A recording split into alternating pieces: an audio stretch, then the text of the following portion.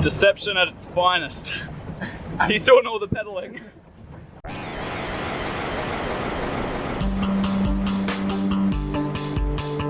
If you were to ask a tourist why they'd want to come to Japan, one of the main reasons you'd always hear is to see the cherry blossoms, known as Sakura in Japanese. Cherry blossom season occurs in late March and early April of every year, and the blooming date of the flowers depends on which city you're in, usually with Tokyo being one of the first to bloom. If you do plan on visiting during cherry blossom season, keep two things in mind. Firstly, it is going to be very crowded wherever you go, because this is a peak time for tourists to visit Japan. And secondly, keep into account things like the weather, which may actually affect the bloom date of the flowers. I mentioned this second detail mainly because that's exactly what happened this year. The predicted bloom for the cherry blossoms in Tokyo was scheduled for 23rd of March, which was just a few days after I arrived in the country. When I first stepped off the aeroplane into Japan, I noticed that it was still ridiculously cold though, which is great when you only packed a single hoodie because, you know, Japan was in spring and going into summer, so you didn't think it'd be that cold. Anyhow, I believe this cold weather actually influenced the bloom date and pushed it back by about a week. On our first cold weekend in Tokyo, a few of the international students and myself set out for Ueno Park to see the much raved about cherry blossom trees for the first time, only to see 2 trees bloomed. It was quite funny to see hordes of people crowded around one of the few trees that had actually bloomed. While it was disappointing that hardly any of the trees at Ueno Park had actually bloomed yet, the atmosphere in Ueno Park was still very lively. Food stalls were in full force, selling all sorts of awesome street foods, and there was even a dog that posed for the camera. The highlight, however, would have had to have been the boats. For a handful of yen, you could call one of these boats your own for about 30 minutes on the lake. There were 3 kinds: a swan boat, a regular boat, and for the hardcore, a rowboat. The line for the swan boats was absolutely ridiculous and they cost a little bit more, so we opted for the swanless boats. So what were the boats like? Something like this. So we're in a paddle boat right now and we both have to pedal and we just crashed into someone.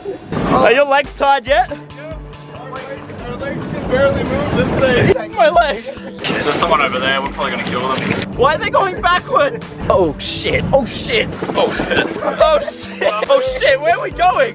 Amidst our travels on that relatively small lake, we encountered some locals who got our blood boiling with just 2 simple words. Let's race. Alright, let's go. Let's go. Watch the steering now.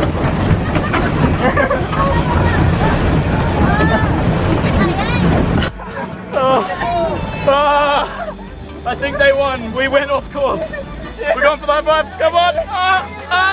Hey! Unfortunately, we veered off course slightly and lost. In hindsight, I probably should have paid more attention to our direction.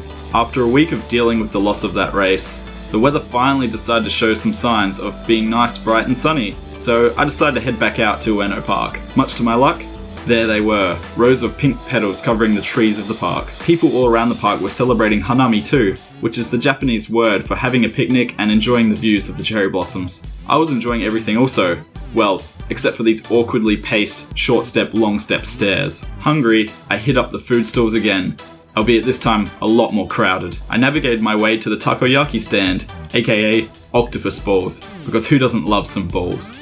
I also grabbed a ramen to wash down the food. It's sort of like a traditional kind of Japanese soda with a marble in it that keeps the liquid from spilling out.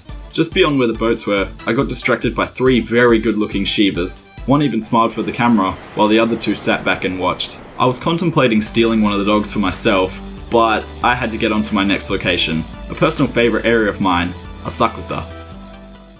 But before I actually set off from there, I saw something. And it kind of just shocked me when I saw it.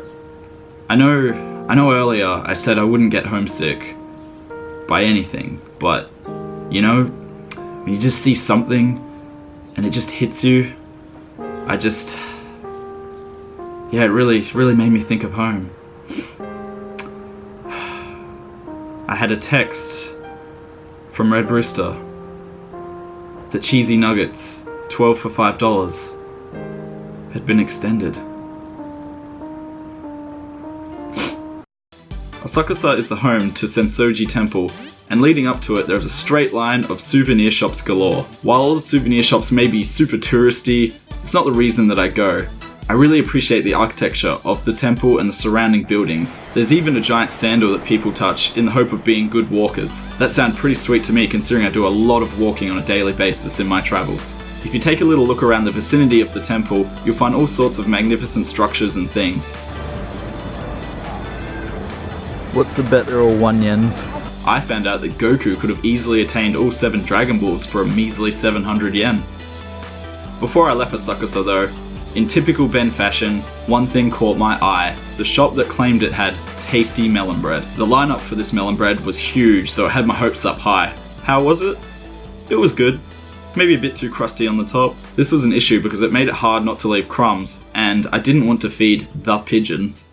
Both Ueno Park and Asakusa are quite close to each other, so you can easily go to them on the same day. While the cherry blossoms may only be around in late March and early April, I still recommend visiting both of these locations regardless of what time you want to visit Japan.